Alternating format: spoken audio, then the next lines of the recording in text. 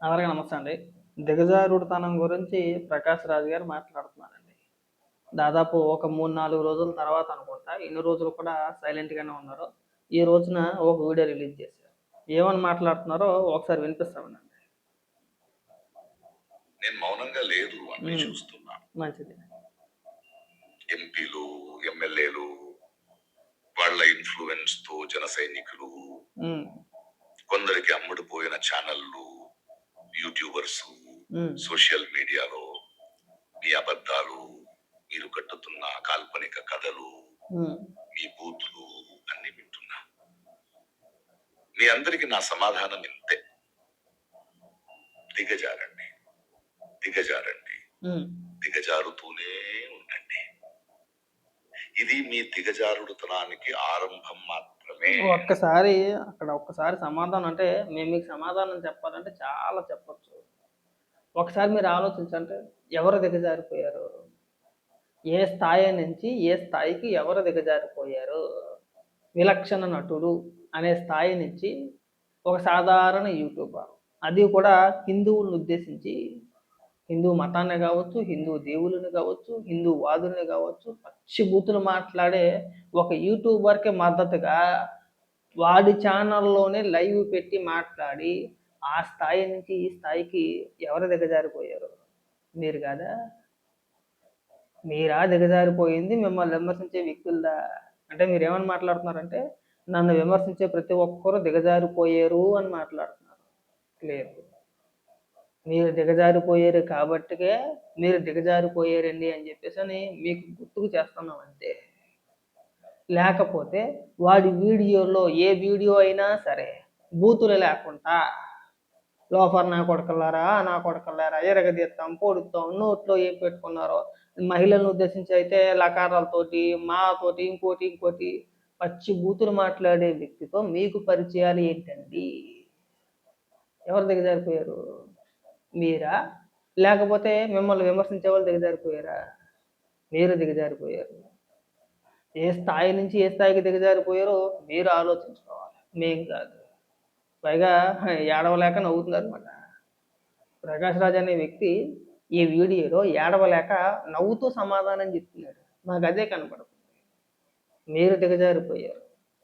మీ స్థాయిని మీరు 10 రెట్లు కూడా అనలేను, 100 రెట్లు మీరు దిగజారిపోయి ఆ లోఫర్ గాడిని సమర్థించుకుంటూ వాడి ఛానల్లో లైవ్లు పెట్టి పవన్ కళ్యాణ్ గారికి పేర్లు పెట్టినప్పుడు మీరు కొత్తేశ్వర్ అన్నప్పుడు వాడి నవ్విన వెకిలి నవ్వులకి వాడితో పాటు మీరు నవ్వుతూ ఎవరు దిగజారిపోయారండి? ఎవరండి దిగజారిపోయేది? మీరు కాదా? పైగా మీరు ఇవాళ వచ్చి ఉపన్యాసాలు చెప్తారా? నీతులు చెప్తారా? ప్రజలందరూ చూస్తున్నారు. అవును, ప్రజలందరూ చూస్తున్నారు. ఎవరెవరికి మద్దతు తెలుపుతున్నారు, ఎవరు ఏ భాష మాట్లాడుతున్నారో, మీరు ఎవరిని సమర్థిస్తున్నారో, మేము ఎవరిని సమర్థిస్తున్నాం, మీరు ఏ భాష మాట్లాడే వ్యక్తికి సమర్థిస్తున్నారు అనేది ప్రజలందరూ చూస్తున్నారు. ఇక దిగజారుడుతనం గురించి మీరు ఎంత తక్కువ మాట్లాడితే అంత మంచిది. అది మీకే మంచిది.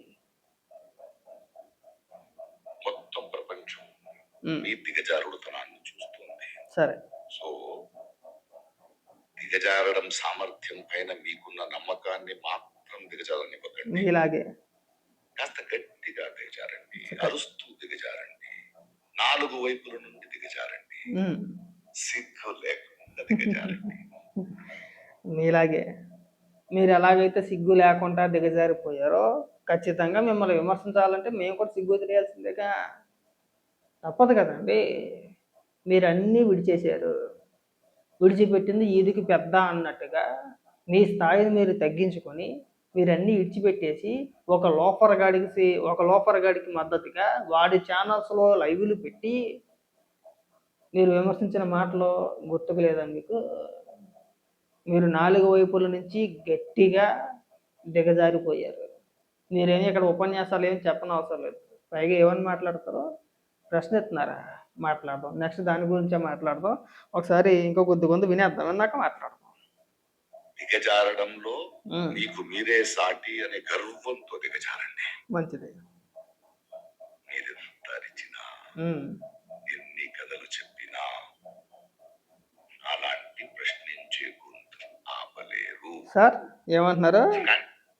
మీలాంటి ప్రశ్నించే గొంతును ఆపలేరు. అవునా? మీరు ఎవరిని ప్రశ్నించారండి? కర్ణాటక ప్రభుత్వాన్ని ఎప్పుడైనా ప్రశ్నించారా?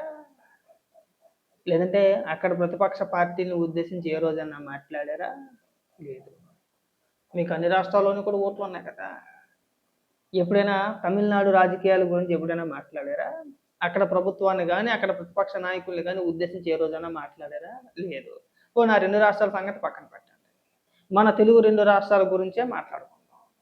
ఏ రోజైనా జగన్మోహన్ రెడ్డి అధికారంలో ఉన్నప్పుడు జగన్మోహన్ రెడ్డిని ఏ రోజైనా ప్రశ్నించారా? ఎందుకు ప్రశ్నించలేదండి? ఎందుకు ప్రశ్నించలేదు? అంటే మీరంతా కూడా పోరాట యోధులు కదా!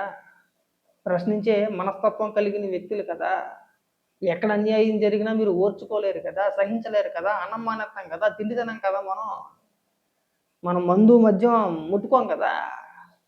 మరి జగన్మోహన్ రెడ్డి ప్రభుత్వంలో రాగానే అమరావతి రాజధాని కాదు 3 రాజధానులని చెప్పేసి 3 ఏళ్ళు 3 మొక్కలాట ఆడేసినప్పుడు, అమరావతి రైతులను ఉద్దేశించి పచ్చి బూతులు మాట్లాడినప్పుడు, తిట్టించినప్పుడు, వాళ్ళ పైన పోలీసులతో దాడి చేపించినప్పుడు, వాళ్ళ మీద కేసులు పెట్టినప్పుడు ఎందుకు ప్రశ్నించలేదు? మీరు ప్రశ్నించే గొంతుకు ఆ రోజు ఎందుకు మోగబోయిందండి? దానికి సమాధానం చెప్పండి. దానికి ఎందుకు సమాధానం చెప్పరండి మీరు? అసెంబ్లీలో భువనేశ్వరి గారిని ఉద్దేశించి వైసీపీ నాయకులు అనరాని మాటలు మాట్లాడుతూ అవహేళన చేసినప్పుడు వయసులో పెద్దాయన 70 ఏళ్ల పైబడిన వ్యక్తి, అప్పటికి రాష్ట్రానికి ఉమ్మడి రాష్ట్రంలో 2 సార్లు ముఖ్యమంత్రిగా పనిచేసిన వ్యక్తి, రాష్ట్రం విడిపోయిన తర్వాత ఆంధ్రప్రదేశ్‌కి ఒకసారి ముఖ్యమంత్రిగా పనిచేశారు. మొత్తంగా 3 సార్లు ముఖ్యమంత్రిగా పనిచేసిన వ్యక్తి, సుదీర్ఘకాలం పాటు రాజకీయాల్లో ఉన్న చంద్రబాబు నాయుడు గారు ప్రెస్ మీట్ పెట్టి కన్నీళ్లు పెట్టినప్పుడు ఎందుకు ప్రశ్నించలేకపోయారు సార్ మీరు? ఎందుకు ప్రశ్నించలేదు అని అడుగుతున్నాం. సరే పోనీ కాసేపు ఆంధ్రప్రదేశ్ సంగతి కూడా కాసేపు పక్కన పెడదాం. తెలంగాణ మీరు రీసెంట్‌గా ఇంతకుముందు ఈ ఫిల్మ్ ఛాంబర్ కూడా పోటీ చేశారు కదా హైదరాబాద్‌లో. మరి ఎప్పుడైనా సరే ఈ గత 10 ఏళ్ల బట్టి బీఆర్ఎస్‌ని గాని, బీఆర్ఎస్ ఎప్పుడైనా కావచ్చు.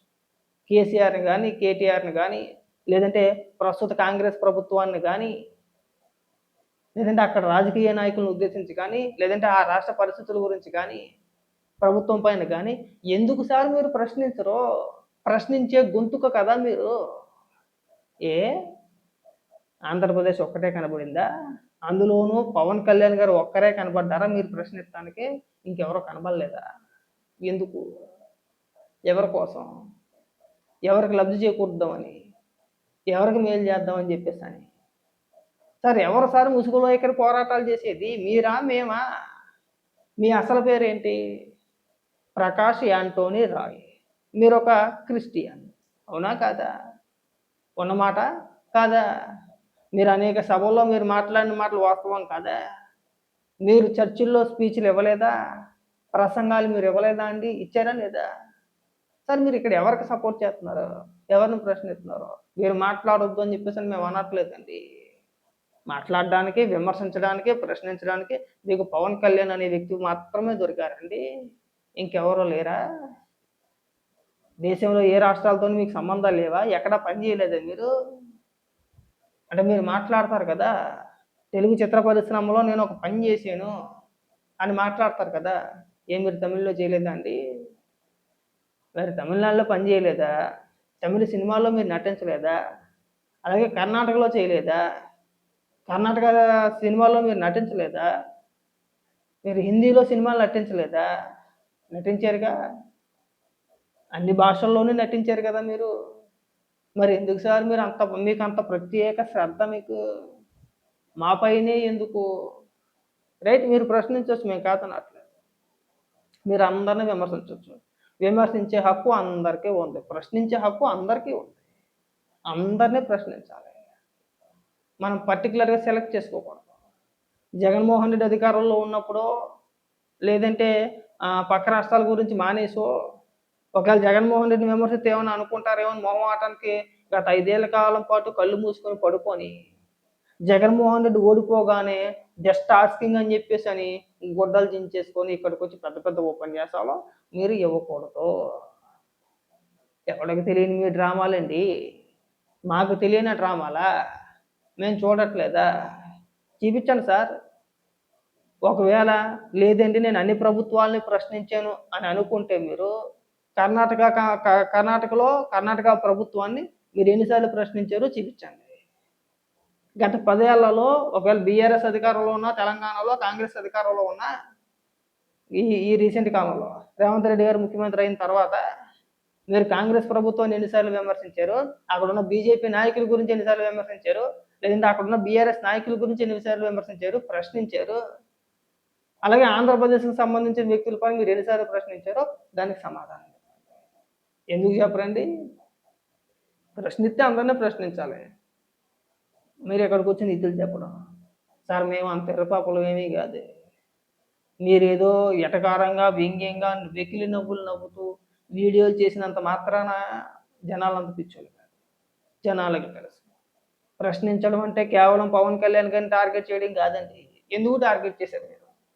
అసలు పవన్ కళ్యాణ్ గారిని టార్గెట్ చేయడానికి మరి గల ముఖ్య కారణం ఏంటి? ఆయన తిరుమల లడ్డూ వ్యవహారంలో సనాతన హిందూ, నేను సనాతన ధర్మం తరపున మేము పోరాటం చేస్తాం అనే ఒకే ఒక్క పదం అన్నాడు ఆయన. అది వీళ్ళకి నచ్చలా. వీళ్ళకి ఎందుకు నచ్చలేదు అంటే చెప్పాను కదా, ఇతని పేరు ప్రకాష్ యాంటోనీ రాయ్. అంటే క్రైస్తవులందరూ హిందూ మతాన్ని వ్యతిరేకిస్తారు అని చెప్పి నేను అన్నాను. అలాగే హిందువులందరూ క్రైస్తవ మతాన్ని వ్యతిరేకిస్తారని కూడా నేను చెప్పను. మా ఫ్రెండ్స్లో కూడా క్రైస్తవులు ఉన్నారు, మాకు తెలిసిన వ్యక్తుల్లో కూడా క్రైస్తవులు ఉన్నారు. ఇవాళకే మేము బ్రహ్మాండంగా మాట్లాడుకుంటాం.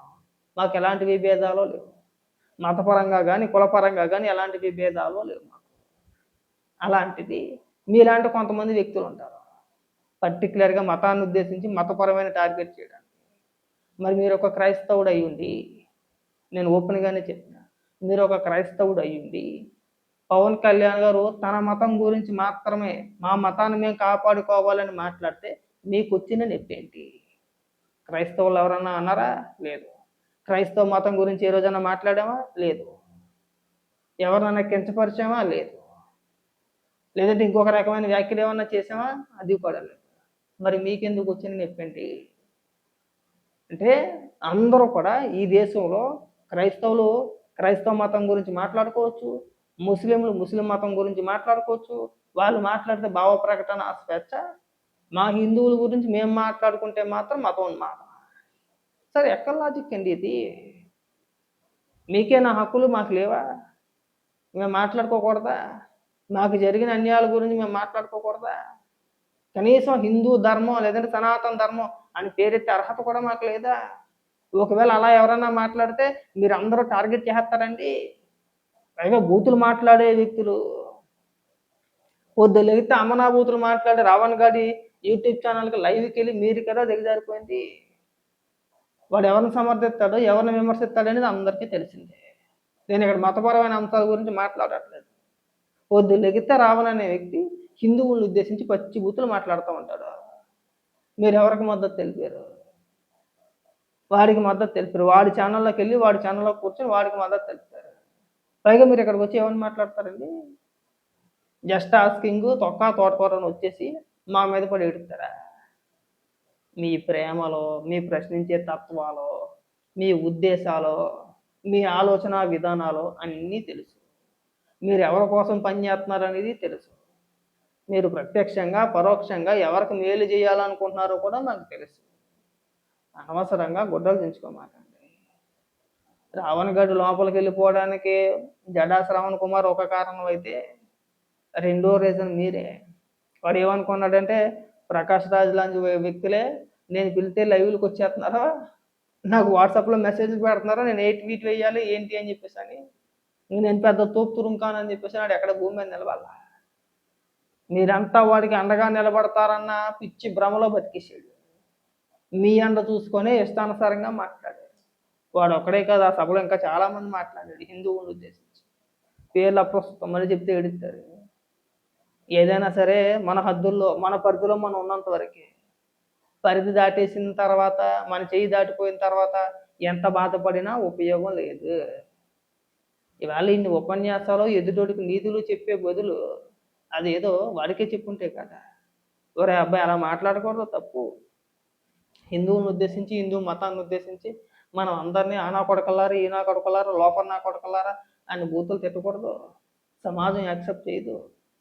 ఏదో రోజు మనం ఖచ్చితంగా ఇబ్బందులు ఎదుర్కోవాల్సి వచ్చిద్ది. తప్పదని చెప్పేసి ఎందుకు చెప్పలేకపోయావు? ఇన్ని మాటలు మాట్లాడే నువ్వు, ఇన్ని నీతులు చెప్పే నువ్వు, అదేదో వాడికి చెప్తే కాదా? ఇవాళ జైలుకి వెళ్ళకుండా ఉండుడుగా. జస్ట్ ఆస్కింగ్ అని మిమ్మల్ని అడుగుతున్నాం మేము. ఈసారి ప్రశ్నించేటప్పుడు అందరినీ ప్రశ్నించండి. జగన్మోహన్ రెడ్డి గారిని, అంటే రేపు పొద్దున ఆ రోజున ఎవరినైనా కావచ్చు. కాంగ్రెస్ ప్రభుత్వాన్ని పక్క రాష్ట్రంలో రేవంత్ రెడ్డి గారినో, లేదంటే కర్ణాటక ప్రభుత్వాన్నో, లేదంటే తమిళనాడు ప్రభుత్వాన్నో, మీకు అన్ని రాష్ట్రాలతోనే మంచి సంబంధాలు ఉన్నాయి. మీకు అందరూ కూడా పరిచయమే. మీరంటే అందరికీ తెలుసు. మీరు సమాజ సేవకులు కదా. ఈసారి ప్రశ్నించండి చూద్దాం. ఓన్లీ మా మీద పడి ఏడవమాకండి. మీ ఉద్దేశాలు, మీ ఆలోచన విధానాలు మాకు తెలుసు. చూద్దాం ఈసారి. ఇక మీరు దిగజారిపోమాకండి. ఈ అంశంలో మీరు అనవసరంగా తలతూర్చి మీరు దిగజారిపోమాకండి. మీరు ఇప్పటికే చాలా గట్టిగా దిగజారిపోయారు. ఎంతలాగంటే ఒక బూతులు తిట్టేవాడి స్థాయికి మీరు దిగజారిపోయారు. మీకు ఆ కర్మ పట్టింది. చివరికి వాడికి సపోర్ట్ చేసుకునే కర్మ మీకు పట్టింది. ఏ స్థాయి నుంచి ఏ స్థాయికి దిగజారిపోయారో ఒక్కసారి మీరు ఆలోచించుకోండి. ఆ తర్వాత మాట్లాడదాం.